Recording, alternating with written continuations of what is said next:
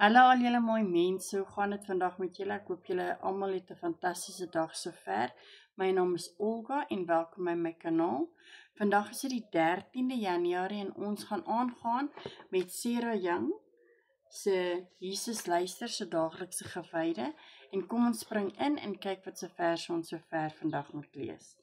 Die eerste een is 1 Petrus 1 vers 3 en 4, 1 Petrus 1 vers 3 en 4, 2 Korintiërs 5 vers 17, 1 Korintiërs 5 vers 17, Efesiërs 4 vers 22 tot 24, Efesiërs 4 vers 22 tot 24, en dan die laaste een is Romeine 6 vers 4, Romeine 6 vers 4, kry julle Bybels reg en ek kry julle nou daar.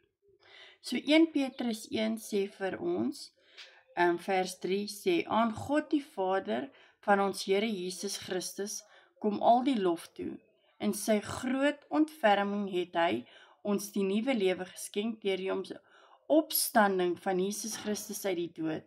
Nou het ons 'n lewende hoop op die onverganklike, onbesmette en onverwerklike erfenis wat in die hemel ook vir julle 'n bewaring gehou word. En dan 2 Korintiërs 5 vers 17 en daar so staan, iemand wat aan Christus behoort is 'n nuwe mens, die oue is verby, die nuwe het gekom.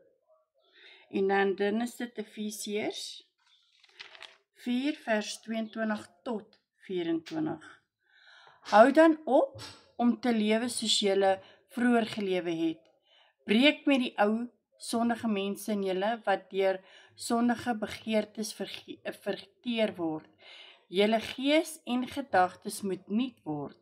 Lewe as nuwe mense wat as die beeld van God geskep is. Lewe volkome volgens die wil van God en wees heilig. En die laaste ene vir vandag is Romeine 6 vers 4 en daar so staan, deur die doop is ons immer saam met hom in sy dood begrawe, sodat soos Christus deur die wonderbaarlike magstaat van die Vader uit die dood gewerk is, ons ook soos 'n nuwe lewe kan lei. Ok, en kom ons lees wat die boekie vandag vir ons sê julle, en hierso staan, my opgestaande verlosser. Ek is so dankbaar dat U aan my die nuwe lewe geskenk het deur die opstanding van Jesus Christus, sodat ek 'n lewende hoop kan hê.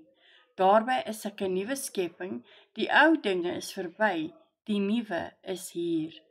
Ek het deel geword van 'n koninklike gesin, die oomblik toe ek U as my verlosser aanvaar het. Op daardie oomblik het ek geestelike lewe geword, as ek was nie meer geestelik dood nie, ek het die ewige lewe verkry. Ek het 'n onverganklike, onbesmette en onverwelklike erfenis wat in die hemel vir my 'n bewaring gehou word.